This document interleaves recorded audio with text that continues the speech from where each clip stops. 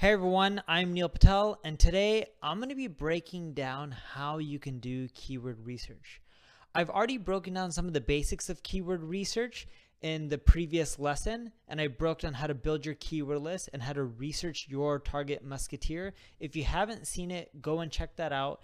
In this training module, I'm going to be breaking down keyword metrics as well as how to match your keyword to a customer journey and how you can refine your keyword list. One of the most basic metrics is search volume. Whenever you do a search on Ubersuggest, you'll see the search volume for any given keyword on a desktop device as well as a mobile device. This is important to see because desktop devices in many cases convert better than mobile devices. On top of that, you'll be able to see seasonality. Do certain terms get searched more during certain times of the year? Do they get searched less during other times of the year? This will give you a good understanding of how to control your traffic. That way you can get a steady stream versus the continual ups and downs. Two other metrics that you really want to look at. The first one is paid difficulty. The higher the paid difficulty, the more competitive it is when you're bidding for on paid search. And the other metric is SEO difficulty. The lower that number, the easier is it to rank for in Google organic search. The higher the number, the harder it is. The other one to look at if you're doing SEO as well when you're doing your keyword research is CPC. You'll see it on the left. CPC stands for cost per click. Typically, the higher the cost, the more likely that keyword is going to convert a visitor into a customer. The lower the CPC, that usually means that keyword doesn't drive as qualified traffic, so it doesn't convert as well.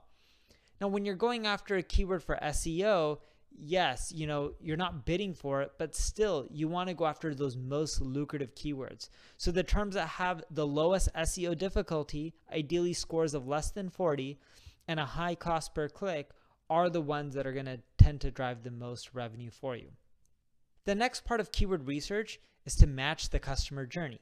A customer journey roughly looks like this. They go through roughly 6 steps all the way from having a problem to getting success. And that success is getting that aha moment once they implement things or they buy your product and they see that the results are great from it. Not just, hey, I bought this skin cream to reduce my wrinkles and I'm using it, but more so they got the results and the wrinkles went down. So let's go over the journey in detail. Now, using Ubersuggest, on the left-hand navigation side, you'll see a keyword ideas option. Click on that. That's where I want you to put in your keywords. There's multiple tabs. There's a suggestions tab on that report, a related tab, questions, prepositions, and comparisons.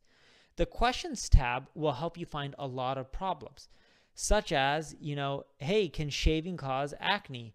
Or will a shaving can explode when it's on the airplane? Or is shaving bad for you, right? These are all problems that people may be looking up. And then when you want to get into the solutions, you can check out the prepositions tab, and that'll show you results like shaving near me. Or if you look at the comparison result, which also can give you solutions, shaving versus waxing.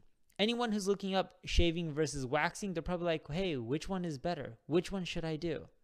For the buying keywords, I want you to look at the suggestions or the related tab. And let's say if you're interested in shaving, you're going to see examples like shaving supplies or shaving subscription. When you want to work on implementation or upselling or customer success, again, you can see some of these keywords in the suggestions or related tab. And they may be phrases like phone number for Dollar Shave Club, right? This is someone who may have an issue or they're looking to place a bigger order or they're looking to upsell or sadly maybe even canceling. Or Dollar Shave Club sign in, right? That's another example of a keyword. Or even Dollar Shave Club, how to cancel. The last step in keyword research is to refine your keyword list. You see all these keywords. Well, what do you do with them? You may have too many to go after. Some may be the right ones, some may be the wrong ones. So you need to refine your keyword list. And you can do that through 4 simple steps. So let's dive into each of them. The first is the search goal value. What value can you give the term against your goals? Do you think it's going to have high profit? Do you think it's going to generate some, not just traffic, but some sales or leads? Typically, as I mentioned earlier, if it has a higher CPC, that's cost per click, you're going to get more value from that keyword. If it has a lower cost per click, you're not going to get as good of an ROI. You also want to check out the competition. is that keyword really hard to rank for, right? And that is SEO difficulty, but you can also look at domain score. In the keyword ideas report in Ubersuggest, it'll tell you on the right side the average domain score and how many links a site has that's ranking in the top 10. You can also go to the backlinks report in Ubersuggest, look up any site that's ranking or any site that's a competitor, and it'll tell you their domain score. That'll give you a good understanding of what your competition's up to when it comes to ranking. The higher that number, it's from 0 to 100, or more so 1 to 100. The higher that number, the more power and authority that site has, and the more likely they are to rank. When you're refining your keywords, you also have to keep in mind commercial intent. So I want you to go to neilpatel.com/training, and there you'll be able to find a 220 profitable buyer keyword download sheet. So I want you to download it, and it'll help you find the right keywords that you should be going after. In essence, it'll help you refine everything that you're doing. Now that you got your keywords, it's all about grouping those keywords and putting them in the right buckets. You're probably like, wait, hey, how do I do that? I understand that certain keywords are related to some topics and others aren't. Well, again, you can go to Ubersuggest and type in any one of your competitors' domains. And you type it out, and then in the navigation, I want you to click on top pages, and this will show you all their top pages. This is how they're grouping keywords, because a page has many keywords. And under estimated visits, you'll see a view all button. When you click on it, you'll see all the keywords that your competition is using for that page. That'll give you a good understanding of how to group. You can also go to the keywords report on the left-hand navigation. And again, you can see all the keywords that your competition is ranking for in one simple view. And this as well will help you find the right keywords that your competition is doing well with and how you can group them too.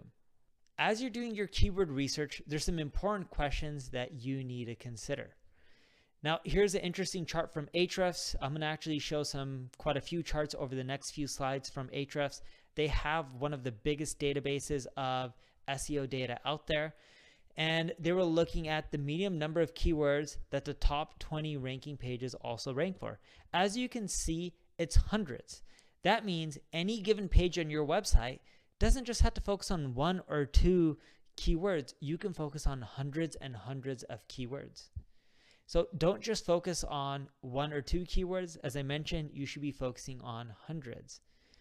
And this right here shows the overall domain score of a site and how many keywords that they rank for on any given page. So typically, when the URL score or domain score of a site is high, they tend to rank for more keywords on a page. So as you build up more of your authority, you can also rank for more keywords as well. And if you're looking for quick wins, Ahrefs also did an interesting study, and they found that keywords with low volumes of under 1,000 are really easy to rank for within a year. So if you're trying to go after the most competitive terms, it's going to take you much longer versus going after the ones that aren't as competitive. And typically the lower volume ones don't get that much traffic, but remember how I said you can rank for hundreds of keywords on a page? So if you have 400 keywords that each have 1,000 searches or even 500 searches a month for each of those keywords, that's anywhere from 200,000 to 400,000 potential people that you can attract to your website each and every single month. And you're probably wondering, hey, how long does it take to rank? And Ahrefs did another interesting study, and they found that with low volume keywords, it takes roughly 121 days. With medium volume keywords, roughly 304 days. High volume terms, you're looking at over a year. The next thing I want you to do is go to neilpatel.com/training and download the working example of doing keyword research. It breaks down how to do it and how to fill out your sheet so you can do it step by step, so that way you have a working example and you're not lost. So again, some action items for you. Make sure you download the Musketeer Persona research sheet. Make sure you look at the Musketeer Persona worksheet, and of course the Keyword Ideas workbook. Next week, I'm going to be breaking down how you can add the right keywords to your page and how to do it correctly, how to write the perfect headline that attracts more clicks, because they say 8 out of 10 people read a headline, but only 2 out of 10 will click through and read the rest of your article.